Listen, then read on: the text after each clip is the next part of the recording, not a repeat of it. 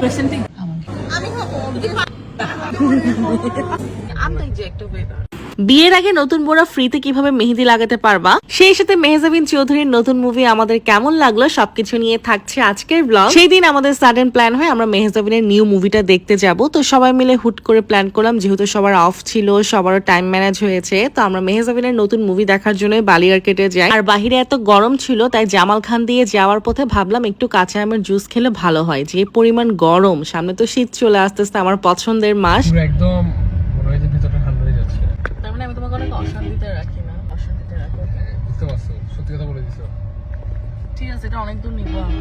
এই যে কথা বলতে বলতে ঝগড়া হওয়ার যে ব্যাপারটা, এটা শুধুমাত্র জামাইয়ের সাথেই হয়, আর আমি এটা মানি। আমাদের সাধারণ কথা বলতে বলতে আমাদের ঝগড়া শুরু হয়ে যায়। তো বালিয়ারকেটে চলে আসলাম আমরা, একদমই খালি ছিল, কখনো এরকম খালি থাকে না। আমরা যখনই মুভি দেখতে আসি ঈদের সময়, তখন অনেক ভিড় থাকে। তো বলতে গেলে হলে তেমন কেউ ছিল না। আমার ড্রেস দেখে বিথিয়ানার তো কমেন্ট করতেই হবে। এবার আমার ড্রেস দেখে কমেন্ট করছে আমি হচ্ছে ওয়েটার, আর যখন আমি কোট সেট পরি তখন বলি কি আমি নাইটি পরছি। আপনারাই বলেন কেমনটা লাগে। সবাইকে খাবার সার্ভ করবি না?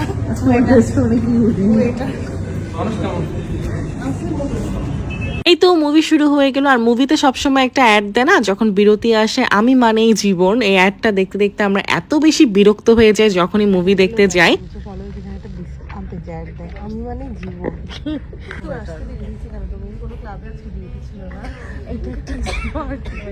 আমার ড্রেসটাকে ওয়েটারের ড্রেস। আজকে সবথেকে বেশি দেরি হয়েছে তোমাদের। আমি কোট সেট পরলে ওরা বলে আমি নাইটে পরছি, আর এটা পরার পর ও বলতেছে আমি নাকি বেটার হয়ে গেছে।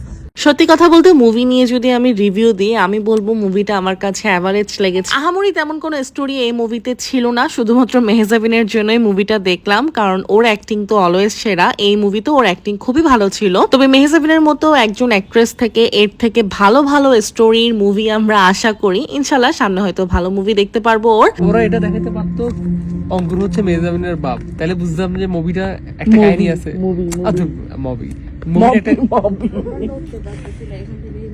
এটা 50 টাকা দিলেও বলবো যে লস। কেমন লাগছে বিথি? আমার সবথেকে বাজে মুভির মধ্যে এটা একটা। হ্যাঁ, আমার বের হচ্ছে। খুব বাজে ছিল মুভিটা। আসলে চেয়ার থেকে উঠতে পারছি না। বেরও করে দিচ্ছে। কেমন লাগছে বিথি? এত বাজে মুভিও না, এটা কি ছিল? কোন স্টোরি নাই, এন্ডিং নাই, কিছু। মুভি শেষ করে আমরা এখন বারকোটে চলে যাব একটু খাওয়া দাওয়া করার জন্য। বিধি কিভাবে কথা বলে দেখো। হ্যাঁ বল, আমি শুনতেছি। হ্যাঁ হ্যাঁ বল বল, আমি উত্তর দিচ্ছি। শুভা কি করে? কমেন্টে রিপ্লাই দিতে হবে। কমেন্ট আসছে আমি একটু ব্লগার, আমার ফাড়ি কি করে আসবা, ফাড়ি কি করে দেখবা? হ্যাঁ হ্যাঁ সুপার বল। না না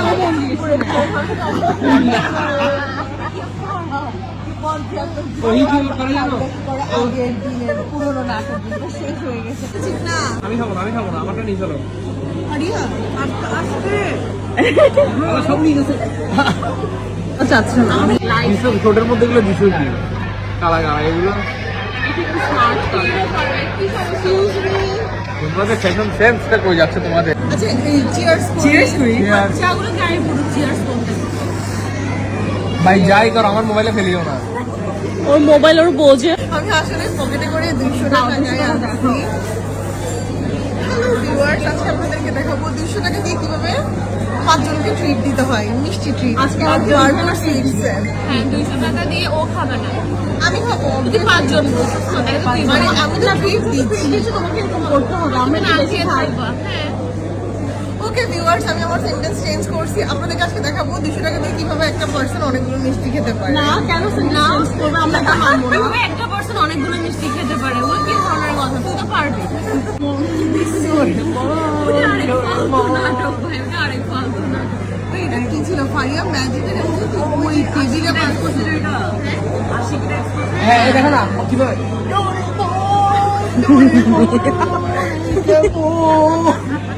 আন্দাজ যা হইছে। এই কে কেন আমি তো তোমার কাছে আসবো, প্রয়োজন গাছ শোনানো। আরে জমানাটা রিপিট করতেছে।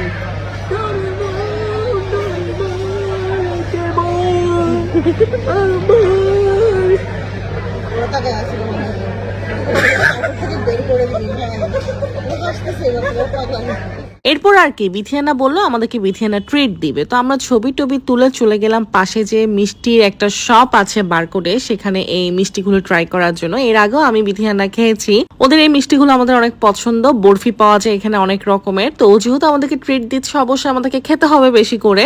এরপরে বাসায় চলে যাই, বসে পড়লাম 2 হাত ভরে মেহেদি দেওয়ার জন্য। আমি অনেকদিন মেহেদির পিয়ার অফ রেখেছিলাম, আসলে অনেকেই টেক্সট করো তোমরা মেহেদি লাগানোর জন্য, বাট এবার যেহেতু মেহেদি লাগানো শুরু করেছি আবার হয়তো বেশ কয়েকদিন লাগাবো। এবার তোমাদেরকে অফার গুলো বলি। চট্টগ্রামের মধ্যে যারা আছো সামনে বিয়ে করবা তাদের জন্য কিন্তু একটা অফার নিয়ে এসেছি, সুখবর বলা যায়। সামনে যেহেতু বিয়ের সিজন, তোমরা কিন্তু ফ্রিতে মেহেদি পড়তে পারবা। ফ্রি কেন বললাম জানো? কারণ এখন তোমরা ফ্রিতে মেহেদি পেয়ে যাবা।